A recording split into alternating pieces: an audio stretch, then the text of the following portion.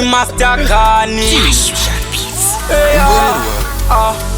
iwewe Papa ndakatanga kukuona, moyo wangu baby wakatora. Chimboni po chanzi mwanasikana, tinokumbira wanimukana.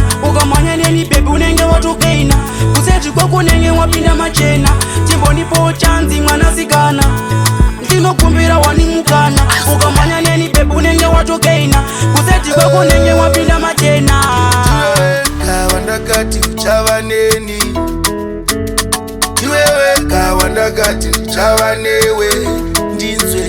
Saka garawandida, garawadaira kana ndakufonera saka nganeko yangu baby ngatidaira. Iwewe wandakasarudza pakati pemoyo wangu zati. Chimboni po chanzi mwanasikana, tinokumbira wanimukana. Ukamanya neni baby unenge watokeina, kuseti kwako nenge wapinda machena. Chimboni po chanzi mwanasikana, tinokumbira wanimukana. Ukamanya neni baby unenge watokeina, kuseti kwako nenge wapinda machena. Rudo rwacho ni rwandoda kukupa, iroro runokutaka unge supa. Achipere itubi mkakupa, ndakakumirira nikuita unge kipa. Ndawana pawa inotipa walesi, wanikati moko kandipa nikilesi. Kandakamusha vaplasi kane round face, ndiye waniweka singa ndipe stressi.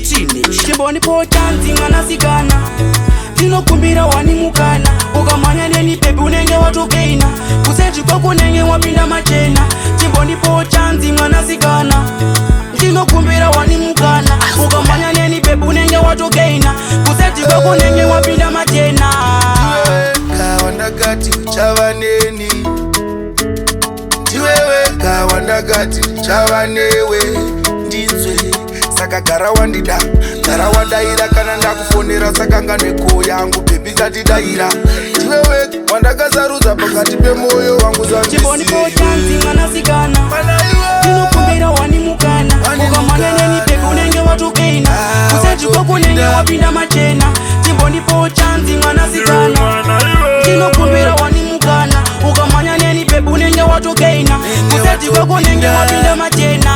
Chimboni po chanzi mwanasikana, tinokumbira wanimukana. Ukamanya neni baby unenge watokeina, kuseti kwako nenge wapinda machena. Chimboni po chanzi mwanasikana.